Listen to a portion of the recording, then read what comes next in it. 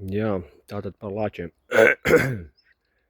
Šis būs mans pirmais TikTok video. Nekad nebiju domājis kaut ko tādu darīt. Bet, par cik tēma man ir ļoti svarīga. Un es esmu arī šīs iniciatīvas autors par drošību mežos un lāču populācijas ierobežošanu. Tad tomēr, lai tās lietas iet uz priekšu un nebūtu tik daudz, es teikšu, tieši dezinformācijas. Visā, teiksim, vidē. Tomēr kaut kas jādara vairāk.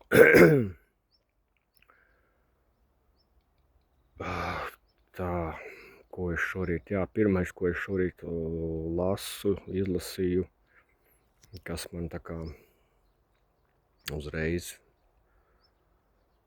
var teikt, aizķēra,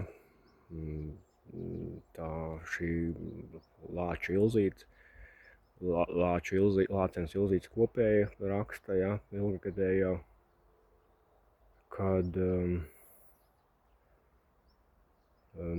lāčiem mums būs jāmācās sadzīvot, un cilvēki paši vainīgi, ka iejaucās vidē, ka tika izcirsti meži, kas, man pilnīgi nav pieņemami, ja cilvēks, kam tomēr saistība ar tādām lietām, var kaut ko tādu teikt. Mums ir lielākās meža platības pēdējos 100 gados Latvijā, ko es arī savā Delfi studijā tiku teicis, kad bija šī diskusija. Pašlaik ir meži aizņem 51% no Latvijas teritorijas. 80. gados bija kāds 40%, un 20. 30. gados vispār bija 25%. Tā kā šis absolūti, sauksim to vienkārši par dezinformāciju. Un otra lieta, jāmācās sadzīvot. Arī termins tāds, jo cilvēki arī pat žurnālistiem, ar ko man sanāca runāt, ir, es teiktu, reizēm pat loģikas trūkums kaut kāds. Tieši šī paša iemesla dēļ, pat ja samazinās skaitu tik un tā, lāci var gadīties sastapt. Mīļie cilvēki, paskatieties 5, 10, 20 gadu atpakaļ, cik bija gadījumi, kad tika sastapts lācis vai nedod Dievs uzbrukts.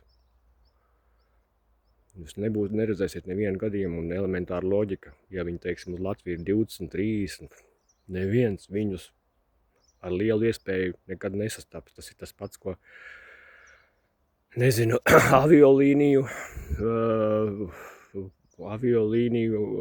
teiksim, aviokompānijas arguments, kad ļoti, ļoti rets avārijas ir, un kad pat drošāks transports ir aviolaineri nekā automašīnas un tāds, teiksim, pa zemi braucošais transports, kas tā arī statistikas ir. Pa lāčiem loģika tur ir vienkārši. Piemēram, ļoti vienkārši piemērs. Ja uzspēlējat aklās vistiņas telpā, un, piemēram, ja tur būs vai 1 cilvēks vai 30 cilvēki, un kad būs lielāka iespēja kādu noķert vai uzskriet virsū, loģiski, tad, kad 30 cilvēki, tā ir elementāra loģika, kuras cilvēkiem, diemžēl, bieži pietrūkst. Tas pats ar lāčiem. Jā, vēl viens mīts par manu iniciatīvu, vai es teiktu dezinformāciju. Es neaicinu izšaut visus lāčus. Es aicinu regulēt skaitu. Samazināt krietni, protams, lai līdz ar to samazināt arī šos riskus.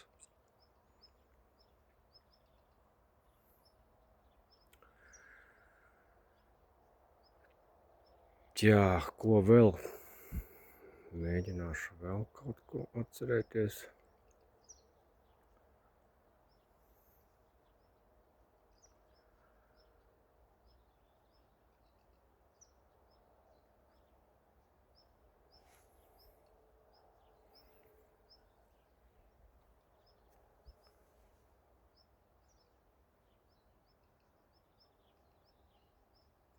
Pagaidām varbūt viss. Un Rakstiet komentāros, ko jūs par to visu domājat. Jā, vēl viena lieta, ko gribēju pateikt. Nu, visi tie, kas jūtās apdraudēti, saprot, cik liels ir risks.